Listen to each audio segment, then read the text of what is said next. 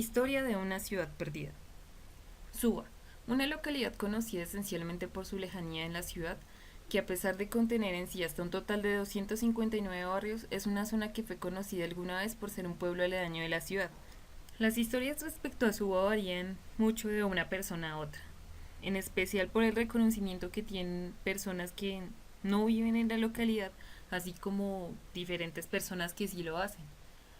De esta manera podemos reconocer, por ejemplo, el alto desconocimiento que existe respecto a la historia de la propia localidad y de cómo aspectos que son reconsiderados por las personas se relegan exclusivamente a sus opiniones respecto a seguridad o respecto a la longitud del camino que representa ir a Suba. De esta manera tenemos opiniones como estas. Lista número uno. ¿Ha ido a Suba? No, ¿Cree que Suba es peligroso? en algunos sectores. ¿Sabe sobre la historia de Suba? La verdad no. ¿Cómo crees que la imagen de Suba podría mejorar? De pronto mejorando la seguridad en algunos sectores. ¿Usted vive en Suba? Sí, ¿Le parece peligroso? pues no, un SAE, si para ahí en Lisboa, en Santa Cecilia, Villa Cindy. ¿Qué sitios o actividades recomiendas en Suba? Mm, no sé, pues más cerca al portal de Suba, ahí es como una buena vivienda, sí. ¿Conoce hechos importantes de Suba? Pues no, no muchos. ¿Conoce sobre la historia de Suba? No, casi no conozco lo que yo hace poquito me trasladé para ahí. ¿Y qué aspectos para mejorar tendría usted para Suba? Pues los de siempre en todas las localidades, la basura y ya. De esta manera, tomando una serie de entrevistas en diferentes lugares, en especial en el sistema integrado de transporte, teniendo en cuenta el Transmilenio como parte de esta, se puede obtener una gran cantidad de información que nos puede permitir darnos una idea general de en qué aspectos se encuentra informada tanto la gente que vive en Suba como la gente que vive en otros sectores de la ciudad. De esta manera, continuando con las entrevistas, podemos ver esto. Entrevista número 3. ¿Ha ido a Suba? Sí, claro. ¿Le pareció peligroso? No, no, ese es el barrio de uno, no, no es peligroso para nada. ¿Sabe sobre la historia de Suba? No, no tengo ni idea, la verdad. ¿Y cómo crees que la imagen de Suba podría mejorar? Pues no sé, de pronto la basura, de pronto, no sé, cultura ciudadana, lo que hace falta en toda Bogotá, ¿no? Entrevista número 4. ¿Usted vive en Suba? Sí, vivo en Suba. ¿Hace cuánto tiempo vive? Vivo alrededor de hace 18 años. ¿Le parece peligroso? Pues peligroso en sí, pues no es, pues tal vez sería peligroso pues para una persona que en sí no sea del sector y pues que sea como bastante nueva. ¿Qué sitios o actividades recomiendas en Suba? Pues en Suba hay bastantes lugares lúdicos, didácticos y pues recomiendo el mirador de Suba. ¿Qué hechos importantes conoces en Suba? No, no conozco hechos importantes. ¿Se conoce la historia de Suba? Pues sé pues que antes era como un humedal, un pueblo que era aledaño de Bogotá, pero pues con el pasar del tiempo pues la ciudad se fue expandiendo y acogiendo a estos pueblos aledaños. ¿Qué aspectos tendrías para mejorar para Suba? Pues creo que a Suba le hace falta pues diversas campañas socioculturales pues para mejorar todo lo que es el aspecto del peligro porque hay varios estigmas que Suba es bastante peligroso. La historia de su gente, cuyo gentilicio se ha perdido, siendo innombrable como subareño o subhabita, se remonta a la constitución de un territorio muisca. Es de reconocer que su asentamiento nace de la riqueza de los recursos que se llevan en la zona, particularmente de las fuentes hídricas, como los ríos Bogotá, Juan Amarillo, la laguna de Tibabuyes, los humedales de la Conejera, Guaymaral y Córdoba. Estos permitieron el asentamiento de indígenas muiscas que en medio de la celebración de rituales ancestrales, la consolidación de una sociedad agrícola, una fuerte organización social, política y económica, los gobernaba el Zipa y el Saque. Hacia el año 800 de la era actual ya los muisques habitaban la zona y una migración de origen chipcha se había mezclado con la población anterior. Los muisques de Suba concentraban sus vidas alrededor del lago de Tibauyes, pues su cosmogonía estaba constituida por una serie de elementos simbólicos y ancestrales alrededor del agua. Previo a la conquista española, el lago era escenario de múltiples celebraciones y rituales en las que se puede mencionar la fiesta de las flores, en la que se reunían los caciques Funza, Cota, Engativá, Chía y Suba para realizar ofrendas florales y de objetos elaborados en piedras preciosas al dios Chipchacún, quien traía temporadas de lluvia para favorecer el cultivo y la cosecha.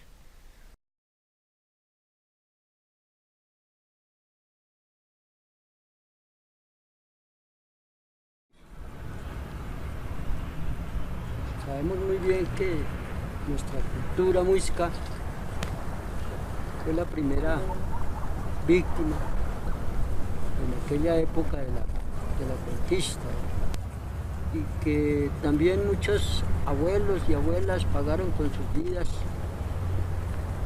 porque se resistieron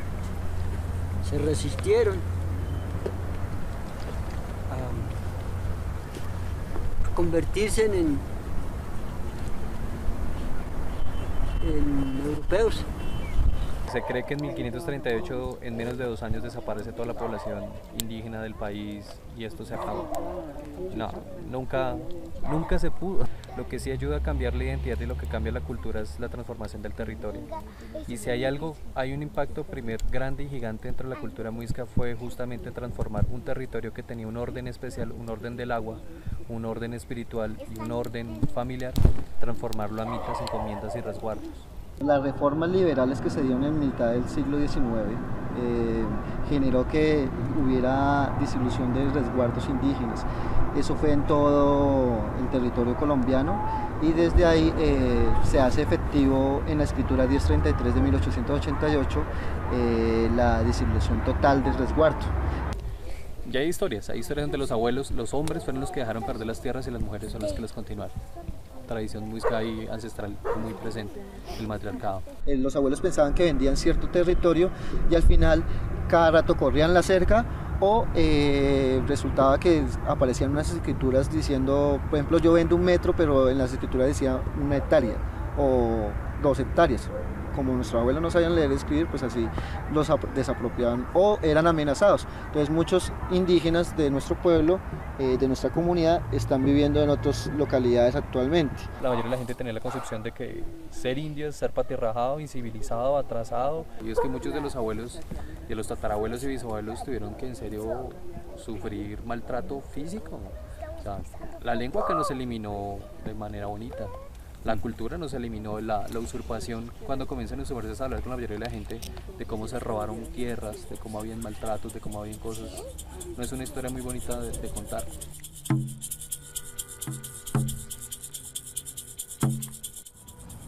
¿Ustedes vieron qué hizo el abuelo aquí cuando llegó? Empezó a despejar aquí, ¿cierto? Empezó a como hacer aquí para podernos sentar. Allá, matica para allá. Así nos tocó a nosotros, coger el machete y empezar a abrir la trocha que un día nuestros abuelos dejaron olvidada. Pero no la dejaron olvidada porque ellos quisieran, sino porque fueron obligados a dejarla. Hoy hablamos español, pero no somos españoles. Desafortunadamente nos obligaron a hablar esa lengua prestada. A través de unos diccionarios que aparecieron por ahí, estamos diciendo que esa es la lengua muisca. No sabemos si es verdad, porque todo eso está escrito ahí en papel. Estamos en un proceso de resurgir, volver a vivir.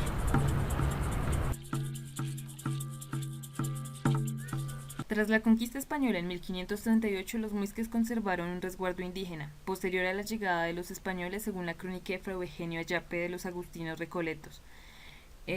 Según él, el sometimiento de Suba fue una obra de paz sin resistencia. Los indígenas optaron por establecer una amistad con los conquistadores a quienes brindaban ofrendas. Los humedales, lagunas y ríos eran considerados por los indígenas de Suba como lugares sagrados. El respeto y admiración por estos permitiría el equilibrio entre los dioses y hombres. No obstante, con la llegada de los españoles, dicha admiración cambiaba y comenzaba el reino de la propiedad privada. Con el comienzo de las haciendas y el inicio de la desigualdad social que se basaba en la posesión de tierra.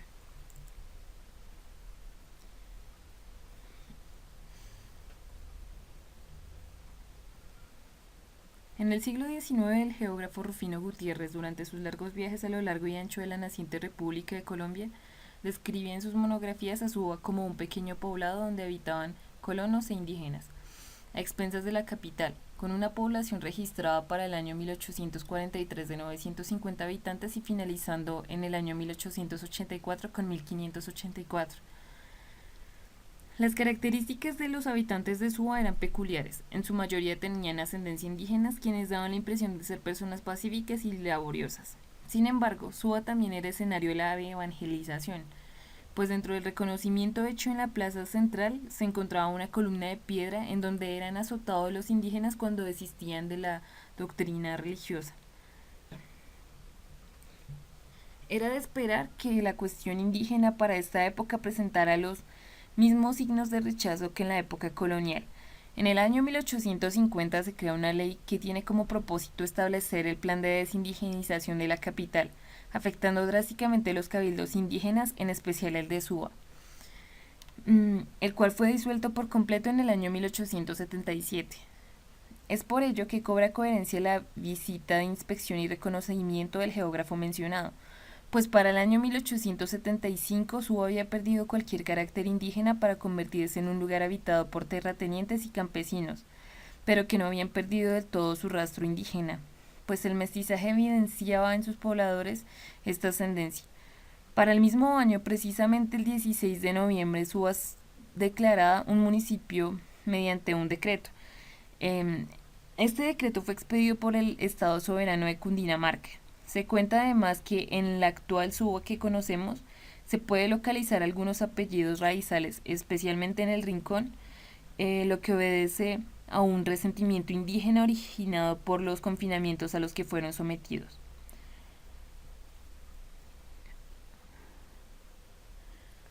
Luego de la conocida expansión territorial y urbana que experimentó Bogotá a mediados del siglo XX, diferentes localidades de la capital que en épocas anteriores eran municipios satélites entran en ciclo de homogenización, con el propósito de lograr una capital moderna a nivel nacional.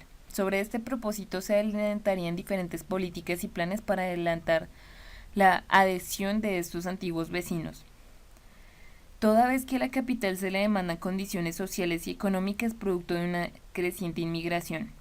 Para el año 1954, Suba deja de ser un municipio aledaño para ser parte de la capital producto de la declaración de Bogotá como distrito especial y consecuencia de las ordenanzas expedidas por la adhesión de los municipios. Desde este momento los usos del suelo cambiaron en Suba para dar paso a las construcciones de viviendas, legales e ilegales, y para el emplazamiento del sector agroindustrial, especialmente dedicado al cultivo de flores, que en la actualidad tiene una actividad económica importante en esta localidad. Hasta el año 1977 se conservaban las instituciones municipales, cuando se crea la alcaldía menor y posteriormente se declara localidad de Suba en el año 1991.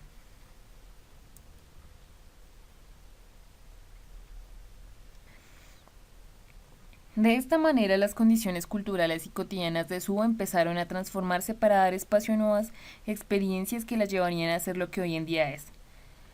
Los habitantes de aquel poblado ya no eran los mismos, sus costumbres se sumaban a las de otras poblaciones que llegaban a la capital, como las de los afrodescendientes, dejando ver cada vez una de las características más relevantes de nuestra nación: la pluriculturalidad. Precisamente las características poblacionales de Suba empiezan a cambiar en los últimos años.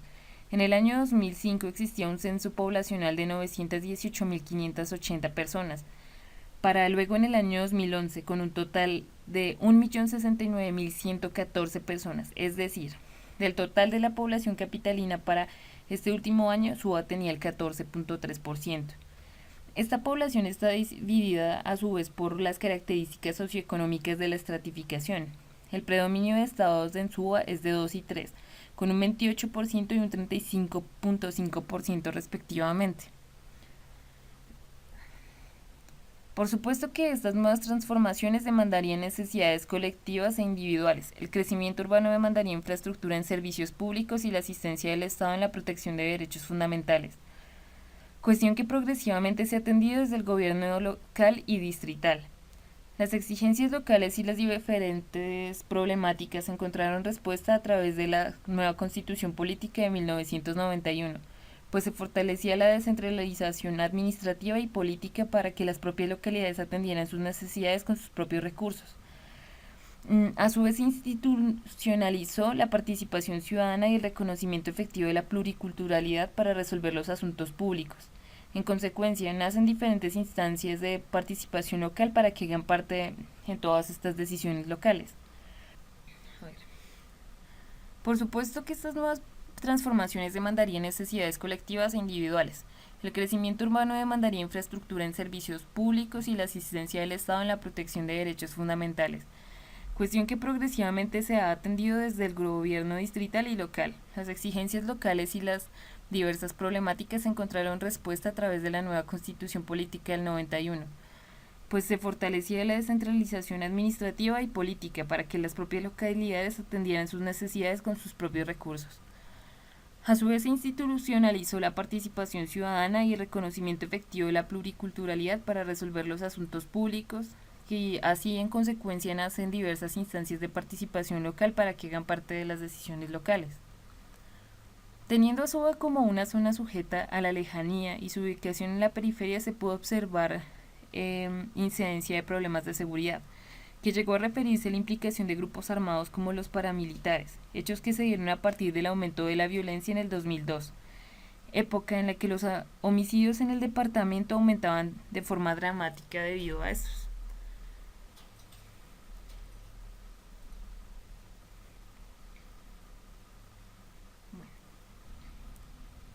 Un número importante de las víctimas que cayó en este aumento de la violencia cayó como consecuencia de la disputa por el control de las cabeceras urbanas entre las estructuras insurgentes y los paramilitares, particularmente en los municipios del occidente del departamento.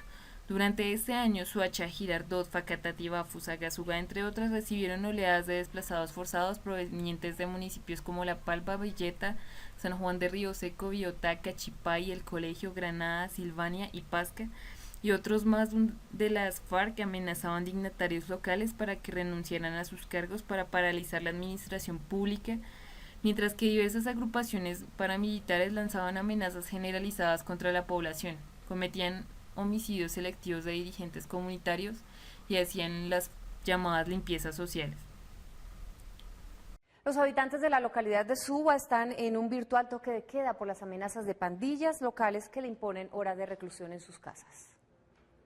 Hace 2 semanas panfletos como estos fueron repartidos por debajo de las puertas de viviendas en el sector de Gavilanes, en Suba, amenazando a quien osara estar en las calles más allá de las 10 de la noche. Padres de familia, no permitan que sus hijos anden en la calle después de las 10 p.m. No respondemos si caen inocentes. Han desaparecido varios muchachos, de los cuales unos ya se han encontrado directamente en medicina legal, sin huellas dactilares. Funcionarios del distrito se mostraron alarmados por la situación e incluso aseguran que estos grupos son en ocasiones financiados por sectores de la misma comunidad desesperada por la inseguridad que le atribuyen a algunos residentes cercanos. La gente a veces hace vacas, reúne recursos para mandar a hacer la limpieza social. Cortés asegura que la limpieza social es un hecho y que se han encontrado cadáveres en el río Bogotá. Si el río hablara, dicen muchas mujeres en la localidad. Pero además de los panfletos y amenazas de limpieza social, delincuentes atacan sin misericordia a estudiantes de colegios distritales, como en el caso de Daniel Espitia, quien fue asesinado hace 2 meses al salir del colegio por robarle un MP3. No volvió. Mi hijo no volvió.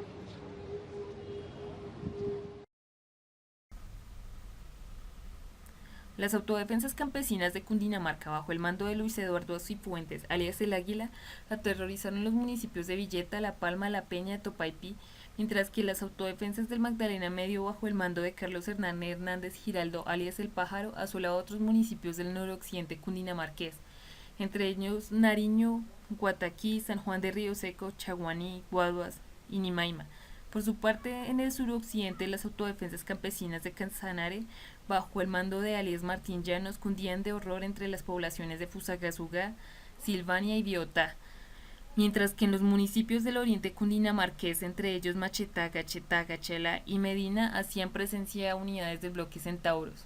A pesar de la declaración de paz que hicieron las AUC en el diciembre de 2002, la violencia sangrienta realmente no se dio en Cundinamarca sino hasta el año 2004.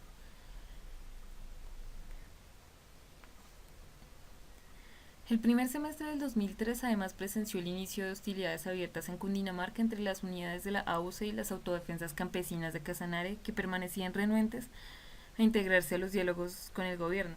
Conviene recordar que desde el mismo día en que se promulgó la Ley 782, el presidente Uribe había designado una comisión exploratoria con la misión de entablar contactos directos con los grupos paramilitares que firmaron la declaración de paz a fin de buscar fórmulas para avanzar en el proceso de paz con ellos. Desde los primeros contactos con la comisión se insistió enfáticamente en la necesidad de congregar a las diferentes agrupaciones en una sola mesa nacional de la paz y en la concentración de fuerzas irregulares a fin de facilitar tanto el proceso de movilización como de verificación de cese al fuego. Por consiguiente, es probable que las diferencias que mantenían los grupos renuentes a unirse al diálogo de las AUC en el gobierno se hubieran radicalizado a raíz de este imperativo, y fue así como a partir del 2003 en Cundinamarca y Bogotá se desató la guerra entre las AUC y las autodefensas campesinas del Casanare, ACC. Uno de los escenarios de esta guerra fue el suroccidente de Cundinamarca, donde el bloque Centauros desplazó a las ACC de las áreas que ésta había controlado hasta entonces. Otro principal tuvo lugar en diversos sectores de la ciudad de Bogotá y Soacha. Según la revista Cambio, con cerca de 120 hombres, Llanos logró el dominio en sectores como Suba, Los Mártires, Germania y Usme, mientras Arroyave, al frente de 400 hombres, se hizo a sectores como el barrio Restrepo, Kennedy, Puente Aranda, Las Ferias, 7 de agosto, Bosa, Cazucá, entre otros. A punto de amenazas y extorsiones, uno y otro fueron sumando jugosos ingresos a cambio de dar seguridad a industriales, comerciantes y tenderos. Ingresos que recaudaban a través de las llamadas oficinas de cobro de los San Andresitos, Corabastos y el 7 de agosto.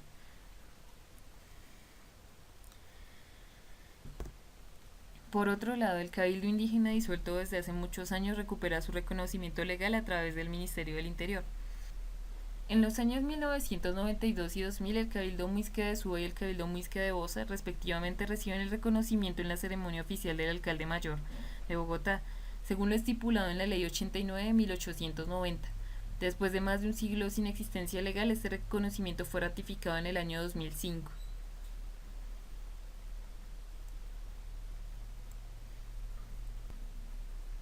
Pero hemos comenzado con una pregunta fundamental, y es el origen de la denominación dada a esta región de la ciudad.